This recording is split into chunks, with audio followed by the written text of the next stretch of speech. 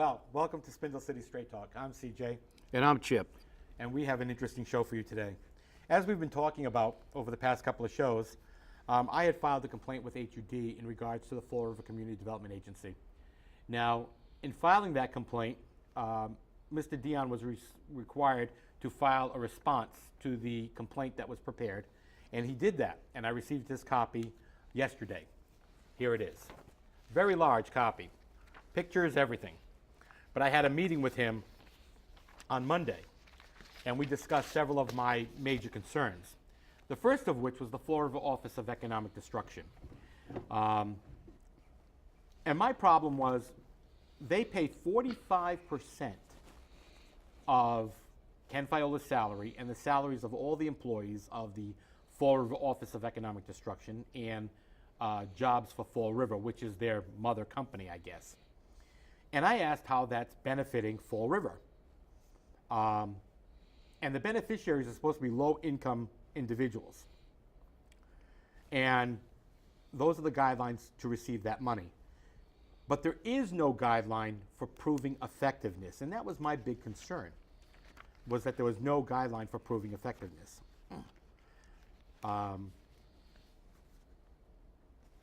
One of the interesting things I found was that the Fall River Office of Economic Development doesn't receive any funds from the city of Fall River. Their budget is provided, 45% of their budget is provided with CDA money. And that's very interesting because the other 55% comes from other grants, I guess fees and services that they provide, including the loans that they write and whatnot. But residency is not a requirement for the people that are hired by those companies. 100 jobs were met for last year's requirements for the CDA, and all of those people proved to be extremely low or low income. And they actually have to provide a report every year saying what they provided, how they did it. And they have to follow up every year with those reports. Brian Pearson does a lot of the statistical gathering for these grants. And it was very interesting to see that they actually get timesheets from the Fall River Office of Economic Development. And they check those timesheets regularly to be sure that they're not going over the 45% guideline, nor are they going under it. Because if they're going under that 45% on a regular basis, such as 30 or 32 or 35, they would say, we're not going to pay you 45% anymore. The money from CDA that I found out, used by the Fall River Office of Economic Development, again, must be Fall River businesses, but they don't have to be Fall River residents, and there's no way for them to actually follow up on that. And by bringing that up to Michael Dion, he says, well, maybe we'll have to look at that in the front. And the reports that were provided did not have a resident count, how many Fall River people were actually hired for these low income or extremely low income jobs that they had found. The other thing I found out is that the Fall River Office of Economic Development, when they always say we have 800 jobs or 700 jobs on our website that people could apply for, when you look at those, they're not jobs that the majority of the people of Fall River can apply for. So, I mean, it's very detrimental in some respects to say we have 700 jobs or 800 jobs when actually those are for doctors, lawyers, and accountants. Another issue I brought up was Perry Long and Perry Long's salary, where he went from what I thought $40,000 a year to $60,000 a year. Actually, as Mr. Dion told me, he was actually hired at $50,000 a year. The radio program that Perry Long has is not funded with CDA money, but it's funded by other grant money, which is rapidly dwindling. And they use that to promote some of their programs that CDA has for housing programs, including the Building Blocks program, the First-Time Home Buyers program, and the lead abatement programs. But in respect to Perry Long, because I had a problem because his salary did go up, that went up for other grant money on their administrative costs, and Michael Dion felt that it was appropriate to give him a raise. Because he actually worked on getting more grant money. And those grant monies have probably about $100,000 in administration out there. And so taking some of that money from administration and giving it to Perry Long, they felt was appropriate. Citizen residency isn't required for Perry Long's job. Preference is given to a city resident, but it does not have to be a city resident. And also, they don't have to make it necessarily for extremely low income or low income people. But again, preference is given to that. And I saw these preference sheets. It was very interesting to see the information. It was very interesting to get this report, which shows pictures of a lot of the programs that are available, the advertisements that were taken out, because I felt I didn't know about these advertisements. I never saw them. I don't get the Herald News. And I had mentioned that they didn't use the Fall River Government TV billboard or the Fall River Community Media billboard here on Channel 95. So they're going to look at using that again in the future on future announcements. But Chipper and I talked about this over the phone since my meeting, and we're going to go into what we call point counterpoint right now. So Chip, let me have it. Well, it will be my pleasure. I am not going to, Mr. Dion is very, very good at running the program. I don't have issue with Mr. Dion. I have issue with the program. I have issue with all these types of programs because all they are is a bureaucratic shell game. And it costs everybody money, and the way they cover their tracks is pretty easy. They dazzle them or bore them with a bunch of statistics and a bunch of laws and percentages, and 45% comes from here and 55% comes from there, and don't worry about it, it's grant money. Well, guess what? That's not grant money, it's our money. The only difference is it comes from our federal taxes or our state taxes rather than our local taxes. So this is the way they kind of just say, hey, don't worry about anything. This isn't really costing you anything, and we're doing a great job. But we're not doing a great job because as most federal programs, they have these criteria to meet to say they're doing their job. You have to bring in 100 jobs this year to the city of Fall River.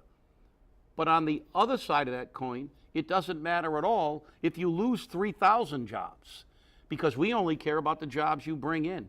And we don't look at the types of jobs, how long we retain those jobs, if they are in fact viable jobs. We don't look at any of these criteria. All we do is look at this bull crap criteria to justify their own existence and the existence of another waste of money, because let's face it, Fall River has had the Office of Economic Disaster for decades, and just take a look around. I agree with you on the Fall River Office of Economic Disaster. But when CDA started many years ago, we used to have a CDA center down on County Street at 102 County Street, which then eventually was known as Model Cities. It was known as the Community Development Action Center or something along that. And then it became Health First now. And back then, and Michael Dion said it very clearly, I was a product of the Community Development Block Grant Fund. I went to County Street to get his teeth cleaned. He went to County Street for his physicals, to see his doctor. And back then, that program was effectively run, and I think did a great job with dental, medical, legal, WIC program. I mean, they had all of that there, and they were providing a service to the low-income people, and we could actually quantify it.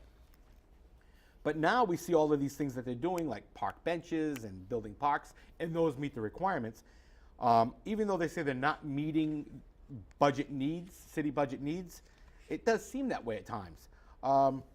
But Mr. Dion is doing exactly what the program requires him to do. He's had 5 audits over the past 6 years, including 1 Inspector General audit, and he has come back with few, if any, deficiencies at all. So he's doing the numbers. He's doing it right. But that doesn't mean the people who are getting the money are doing it right, and I understand that.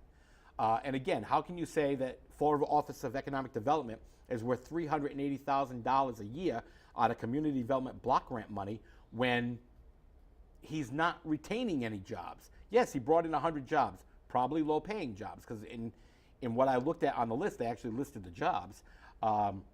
So he brought in 100, and he lost 2,500 or 3,000 jobs. So he's got a net loss of 2,900, but we can still give him the money for doing that. Yeah, well, that's the issue I have, and you're right. Initially, CDA was a very good program. Actually, I know one of its first directors, Juan DeLeon, was a personal friend of mine. He grew up in the Flint with me. I actually took his younger brother for his driving test. So I knew the DeLeons very well. That program had a lot of help for youth, for disadvantaged youth. It had a lot of very good programs, such as the medical coverage that Mr. Dion availed himself of. But this is the evolution of the government programs. They start out and they are really good and they're on point, but then they evolve into these bureaucracies where they begin to hide people, give them money, and then they run out of things to do, and they begin to do things like park benches rather than Meals on Wheels or meals for children. They begin to do all these little things to justify their own existence, their own paycheck. Do I blame Mr. Dion? No. He is going by the rules, but that's one of the problems. They tailor the rules to support themselves, just as our state legislature tailors the rules to help themselves. They have a different set of rules than the rest of the world. And government programs historically have begun as baseline programs, and they've evolved into these giant upside-down pyramids with tons of high-paid bureaucrats running them. All we have to do on a local level is look at the school department. I know. And the thing is, you know, it bothers me to some respect because I had said in my response to this letter after my meeting with Mr. Dion, I had to send a letter to HUD. And I said, I had the meeting with Mr. Dion, and it was very educational, and it was. I learned a lot about this system. But the problem I had initially was that Mr. Dion went to the mayor to tell the mayor I had filed this complaint and asked, what should I do? And the mayor said, answer his questions, which I'm very grateful he did say. But, you know, it leaves the question in the back of my mind, probably in the back of yours. What if the mayor said, don't tell him anything? Don't give him anything? What would have happened? I'm not saying that did happen. What I'm saying is the mayor said answer the questions, and I met with the mayor prior to my meeting with Mr. Dion, and the mayor did say, I want him to answer your questions honestly. And I asked him about the waivers, and he said, they're up in my office. Come upstairs and get them. Well, that's nice to hear. But my problem is that they have all these wonderful programs, and accordingly, they're saying Perry Long is doing a lot of this work. So I have to say that's a good thing. We're getting our money's worth out of them. They've got the building blocks program, which takes care of all those houses that they knock down and they fix up and repair. And I actually got the pictures of all the houses here. It's a great presentation he made here, and he showed me, and they gave me the dates and what happened and how it worked out. And you know, the neighborhood development programs, and I said, we're doing this and we're spending this money, but what are we getting out of it? And so he made sure he provided me the tree program, the neighborhood garden program. These are all wonderful programs that they have. And in 2013, this is what they funded. The establishment of a tool library, 25 neighborhood cleanups, 1 citywide cleanup, creation of 1 urban tree farm with over 250 trees planted at various stages of growth, creation of 2 community gardens with 24 raised beds, the cultivation of over 100 pounds of fresh produce going to low-income youth, engaged approximately 1,415 volunteers, collected approximately 2,072 bags of trash, collected 51 tires, removal of over 100 square feet of graffiti.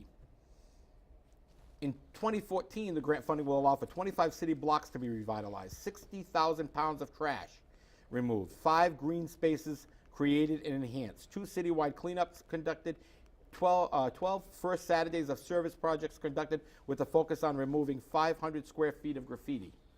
Wonderful programs, huh? Bravo.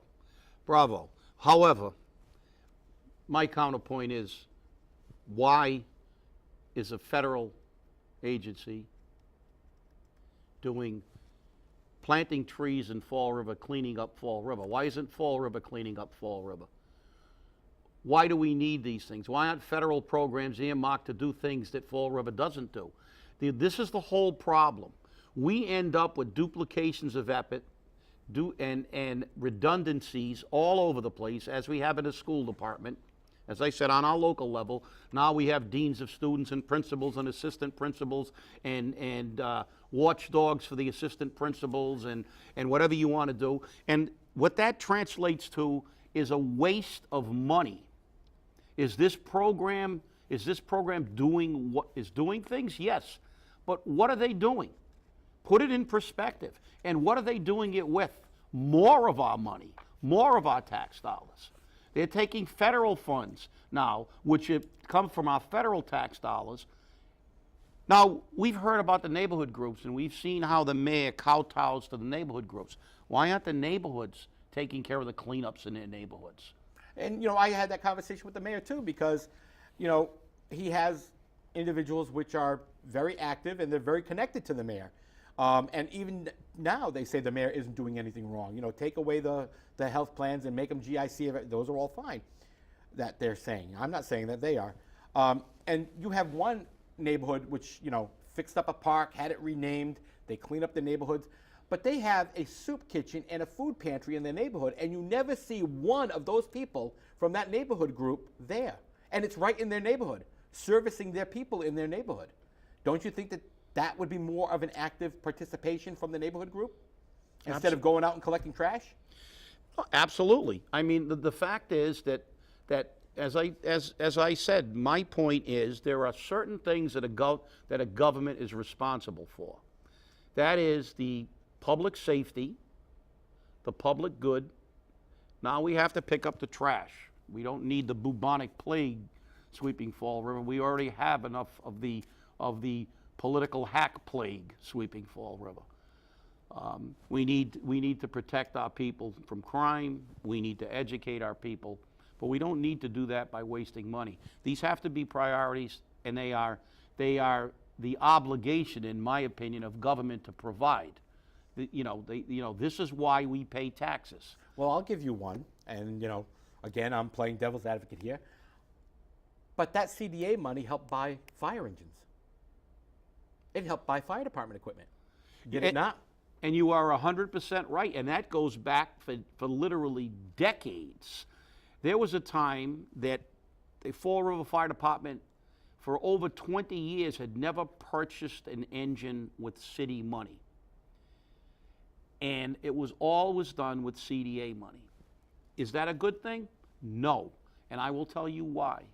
Because once we freed up the money and took away the obligation of this city to prioritize getting equipment like police cars, we end up with them taking that money and spending it on something else.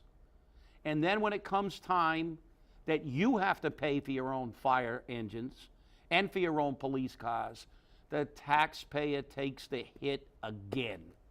I agree. I do agree with that. I mean, and now they can't buy equipment anymore. Now they can float them a loan off the CDA money. I think it's called a 108 loan or something. And that money is used to pay the interest on the loan. So they take a bond, the CDA pays the interest, and so that's a good thing, bad thing, I don't know. But again, we're getting away from being self-supportive, and it's scary when you think about that. Other things that the CDA program has done is a drug initiative. We have everybody doing drug initiatives. Do we need them? Yes, no, don't get me going on it. I mean, my dog found a bag of heroin, and I wasn't happy about that. But we need to do something so that accountability is there, not just handing it out. And I said in my response to HUD that this is something that can't be fixed at the local level. This cannot be fixed by Michael Dion or the CDA here. It has to be taken up by our legislators, which, as you know, don't want to do that because, we might tick somebody off and we won't get reelected. And then we can't take care of ourselves, which they are. That is what they are really best at. We will get into that in another program because I have some statistics here that are mind-boggling on how these senators and reps take care of themselves when they're in office, when they're out of office, and then they have the unmitigated gall and audacity to say things like, well, the GIC is good enough for me, but so it's good enough for them. But they're not a pensioner who gets a COLA of $360 a year, which is less than $1 a day. I have a former state senator who in 3 years got a 17% increase in her base salary. That's not counting the per diem that she gets. Exactly. And now she has a job with this college that she has to show up 4 times a year for. She's mandated to show up at least 4 times a year. And her salary has started at 114, well, almost 115. 114,752, then jumped to 125. Now it's 129. So yeah, of course she can afford the co-pays, because not only has she bumped up her pension about 25%, she's collecting a paycheck for 130 grand a year after she was out of office. And she doesn't have to do anything. And when they get booted out of office, for all you listeners out there, I want to get you even more upset. When you get fired, you can't go down to the Social Security and file a claim because you'll get fired. When they get booted out of office, they can collect because they're considered displaced workers. So the next time you get fired, go down to the Social Security office, file your claim and say, I didn't get fired, I got displaced. That's right. I'm a displaced worker. I mean, think about it. It's rather funny. No, but it's amazing how all of a sudden we are getting to some real, meat and potatoes of the issues going on in our city. And as you and I both know, we seem to have ruffled the feathers of many people on many levels of city government, because we're not playing games here, and we really aren't. But one of the things I did want to bring up, now that the CDA thing, and I will say, for the record, Mr. Dion, I really appreciate what you did for me, and you showed me everything that the CDA program does, and the community development block grant money does, and the regulations behind it. And I will say this for the record, I think you're probably one of the most honest people I know in City Hall and in city government. You don't pull punches, you laid it out on the line, and you had no problems with it at all.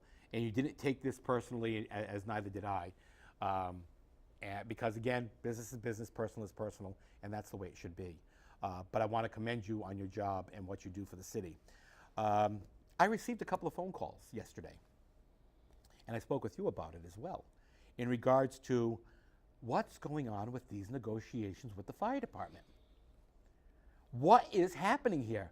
I have people saying, I'm not being represented who work for the fire department. I have people saying, we know nothing about what's going on. What's happening? Nobody wants to talk about this. Well, apparently the mayor is beginning to feel the pressure of the public relations campaign of the firefighters union, and he's going to call them in and try to make a deal to make this go away.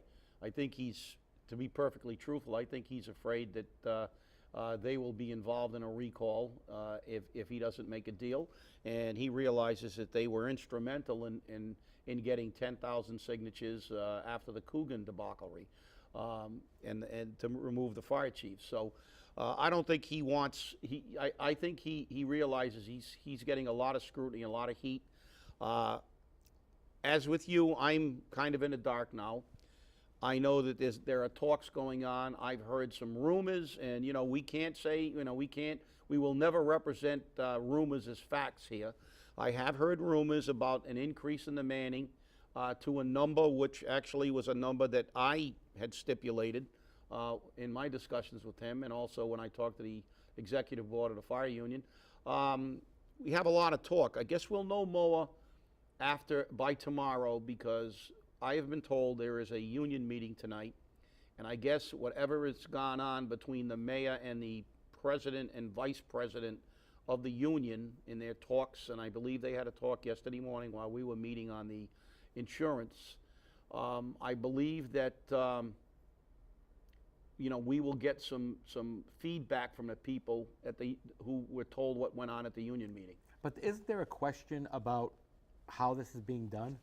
I mean, isn't there a formal procedure that's supposed to be followed, or a legal procedure that's supposed to be followed when you're renegotiating your contracts for your unions or your rank and file? Well, yeah, there is a procedure. It's based on the Constitution and bylaws of the local, and I know that unless it's been changed, when I was the president for 24 years, you had to have a bargaining committee. The composition of that bargaining committee was the 4 chair officers, the president, vice president, secretary, treasurer, and then 3 members that were voted in from the body at large. And that 7-member bargaining committee was the committee that entered into collective bargaining, then to bring anything that was negotiated back to the body for ratification. Now, the mayor is meeting with only the vice president and the president, so I guess some people could question whether that's right or not.